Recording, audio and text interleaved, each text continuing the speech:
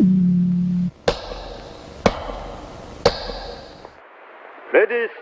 and gentlemen, now we introduce the Stardust Brothers.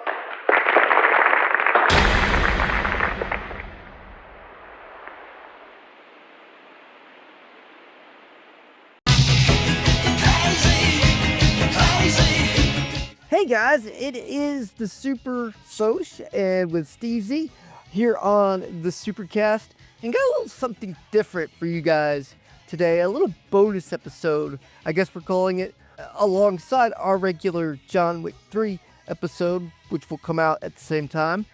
And we wanted to just kind of make this little episode on a film that SteveZ, my good buddy here, suggested the other day. It's a little film that he could not stop raving about, and I gotta tell you, I was floored of how great this film is. It is a insanely awesome 80s rock, I don't know what all, but it's called The Legend of the Stardust Brothers. Talk about this film for us a little bit, dude. Okay, this movie's insane. It is very insane. We're not gonna review it like we do normal movies. No. Because this is a film you just have to experience yourself. You really do. Even if there's clips out there online, I'm not going to put in those clips in this video. No. That'll ruin the impact of it. So we're just teasing you, letting you know about it so you can go out and watch it yourself. Right.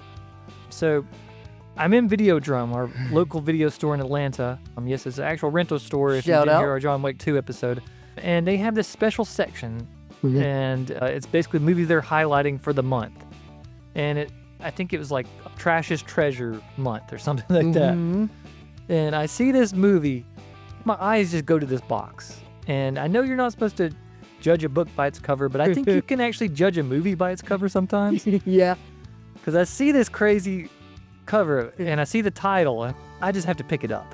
So I pick this sucker up and I start reading the back of it, and I'm like, okay, so it's a musical, it's kind of trippy, it's about these two Japanese guys, and one's a punk rocker, one's a new wave artist, and they combine forces. And then I start reading about the influences of it. It's like influenced by Rocky Horror Picture Show and one of my favorite movies, Phantom of the Paradise. So I'm like, I gotta get this. Yeah. I just have to. I didn't get it that day. I was just like, next time I come in this store, I'm gonna get this movie. I'm gonna watch it. And I got it. And yes, you did. I was not prepared for what I was about to watch.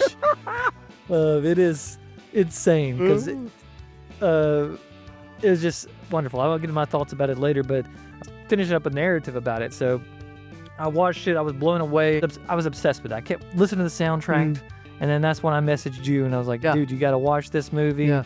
Let's watch it tomorrow night together. And I'm so crazy. I watched this movie 2 nights in a row. You did. And it's a great experience. What were you thinking when you first watched this thing? Okay, like he said, there is no way to prepare for this film, okay? I come from a musical theater background. I'm pretty, open-minded when it comes to films. So I'm really, bracing myself for anything. SteveZ was hyping this movie up, and I was like, he really likes this film. So I'm very interested, at the very least, of what kind of insanity he's talking about. And my gosh, guys, and I mean, I can even tell you what this film is. I can't tell you what this film is about completely, to be honest with you. I think I have to go back and watch this film a couple more times to really figure out. But that's not the important part, at least for me. The enjoyment I got out of this film was, and I mentioned it was a musical. Guys, this is like 80s music videos back to back. Different genres, different styles. At one point, something happens. There is a scene that, even though there's all this unpredictable stuff that happens in this film, there's a scene that I was really not prepared for. I remember I texted you and I was like, what the crap? Where did this come from? I mean, it was like, I don't know how he came up with all of this, but Steve will explain kind of the origins of this film, which makes sense when you kind of connect everything. But wow, this was an experience, guys. And I know this film is not going to be for most people. But your general audience, I guess you would say. But if you like crazy stuff and you're in the musical theater and you just kind of got a little bit of a crazy mind like we apparently do yourself a favor and just experience this film, because it really is not like anything I've seen maybe ever, man. Like you mentioned Rocky Horror Picture Show, which is an insane film in its own right, but it has nothing on the Stardust Brothers. I mean, it really, I mean, that is a kiddie film compared to what the Stardust Brothers do. And no, it's not vulgar. It's not like, That's PG, I think. but it's still an insane ride and one of the craziest things I've ever seen in my life. And I loved it. I thought it was fantastic. Yeah, and that's the thing. You said it's not for everybody. No. The reviews I've been seeing about it, people either love this movie, as in like, what was my life like before I watched this movie? Yeah, It just becomes part of their DNA, like it has for me and you. Yep. Or they're just like, that was so stupid. Why are they doing that? Why are these characters just acting like this? They just can't wrap their mind around it. Obviously, if you don't like musicals, you shouldn't watch it. Because to me, like you said, I love it how you said it's a bunch of music videos stacked to back. Because that's what it is. Yeah. And I love that. I mean, exactly, I love watching music videos. Yeah. And I love movies that can just do stuff like this. It reminds me a lot of The Monkees, which we grew up on. Yep. And obviously not when it originally aired. Don't think we're like 70 years old. We're not that old. No. Not yet. But yeah, it reminds me of The Monkees, but also like some of the beach movies from the 60s. Yeah. And that's kind of like my vibe. I love movies that have no rules. Yeah. And can just be anything at a time, and also sort of like live action cartoons, because that's what I think of when I think of this movie. It's just silly and tons of fun. And unlike a lot of musicals where you basically have your big number like halfway through the movie or maybe toward the end, this one has so many numbers. It really does, yeah. It just keeps building and building. Like, it's unrelentless. It's 90 minutes of just crazy music, crazy visuals, and I just love it. I guess I'll get into the story behind it briefly, just if you're further intrigued by it. Yeah. It basically was an album this guy recorded, and he said, this is a soundtrack to a movie that's not been made called The Legend of Stardust Brothers. And then this 22-year-old guy that's in film school comes to him and says, I love your album. I want to make your movie. And it's kind of crazy. This was made by a 22-year-old that is able to get his funding because his dad created the most famous thing in Japan at this time, Astro Boy, which is the first anime, one of the first mangas, and able to use that leverage to get this thing done. And that's kind of the beauty of it, is you could tell whoever made this, they have ideas, they're very creative. Yeah. They just don't have the methods that a lot of people have. And that's why I can appreciate this film differently than a lot of people that would look at this and say, this is just stupid, this is corny. Is there's so much imagination. These guys are doing music numbers with no budget.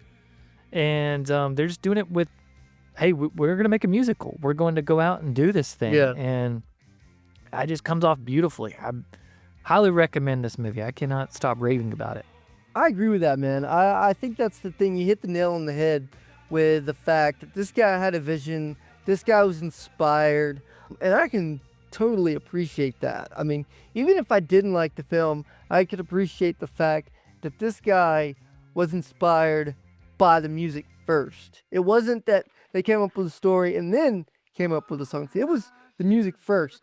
Now, what inspired the music? I don't know, but this guy was inspired by the music to make a film based on it.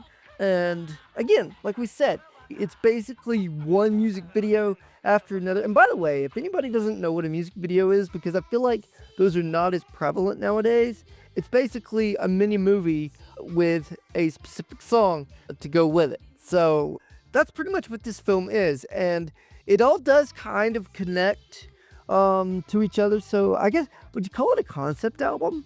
Would you go that far?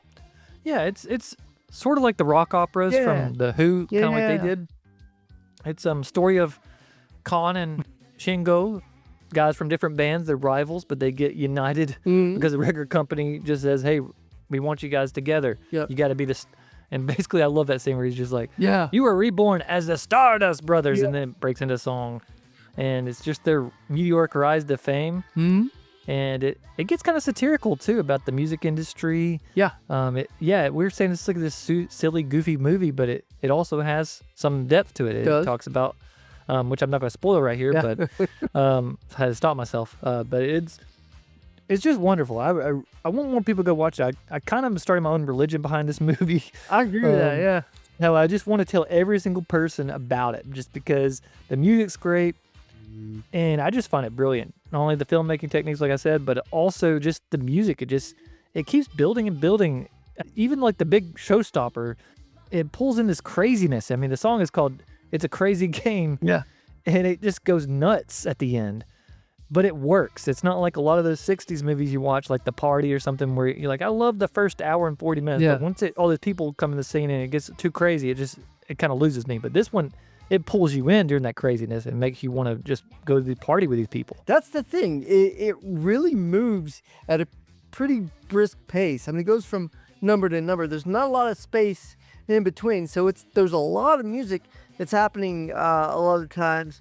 And for the most part, there's one part toward the end that I'm not as big on, but that's a small part. It's not really that big of a deal. It doesn't ruin the film for me at all. I think it was a very unique experience, as you said, and I really can't stop thinking about it either. Like, even if you're not around, I am just thinking about this film and how crazy it began, because it takes you right from the jump. Like, it doesn't, you don't just wade into the water. You get thrown into the deep end at first, and you're like, okay, this is the kind of ride we're going on. Let's go. And if that's your kind of film, kind of like us, then you're gonna have a great time. So if you've not done yourself a favor and watched this film, which I'm sure a lot of people haven't, because we didn't until a few days ago, look it up. It's on Tubi, if you know what that is, the little movie app. And that's how I watched it. So, yeah, look it up. Stardust Brothers. Legend of Stardust Brothers, there's none like it, and it's a great ride. So please go check it out, even if it sounds kind of weird to you. And just be prepared for anything. Like I said, we're not going to include any clips from it. Don't go look for spoilers. Don't go look for anything. Just sit down and watch it and just go for the ride. It's one worth taking. And let us know what you think in the comments. And give us an idea of your experience and see if it was as crazy as ours. And hope you enjoy it.